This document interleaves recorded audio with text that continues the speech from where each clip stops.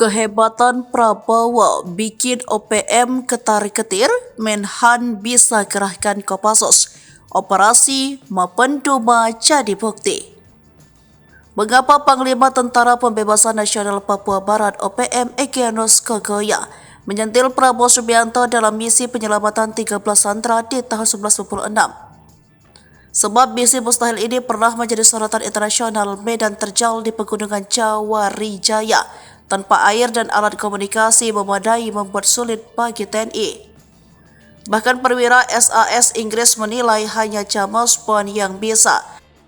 Namun, dalam buku 130 hari terperangkap di Mapenduma, Adinda Arimbi Saraswati, salah satu korban, mengisahkan bagaimana anak buah Prabowo berhasil gemilang. Ia menceritakan bagaimana tegangnya Kopassus kala itu menyelamatkan mereka. Sang Komandan Jenderal Kopassus saat itu Brigjen Prabowo Subianto mengerahkan tim Kopassus dari grup 5 anti teror yang berseragam hitam-hitam. Kopassus dibantu Kostrad Yon 330, 328 dan 327 Jawa Barat Batalion 514 Brawijaya, Batalion 742 Trikora, penerbat dan TNI AU yang berhasil menyelamatkan para sandera meski 2 orang sandera tewas di tangan OPM. Dalam operasi itu disebutkan jika Prabowo juga dalam tekanan pasca PBB meminta sandera dibebaskan. Komunikasi pun dilakukan dengan pihak OPM. Mereka meminta sandera ditukar dengan kemerdekaan Papua oleh Komandan OPM kala itu, Kelly Kwalik. Namun mereka bersedia membebaskan 2 sandera yang sakit dan hamil. Belakangan Kelly berubah pikiran sehingga 600 pasukan dikerahkan. Serangan Kopassus yang jago perang gerilya dan menguasai areal hutan membuat OPM terdesak. Dalam kepanikannya, OPM membunuh 2 anggota tim Loren, yakni Navi dan Matias. Namun menurut Adinda, dalam kepanikan mereka berhasil lolos. Dari sinilah keberuntungan berpihak.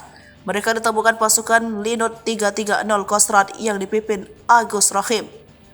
Akhirnya, sandera selamat tanpa melibatkan perang udara dan Bam Prabowo menyatakan ada andil. Termasuk Agus hingga Serka Bayani, sosok anggota Kopassus yang berpengalaman dalam penyamaran, menguasai medan hutan dan jago tempur.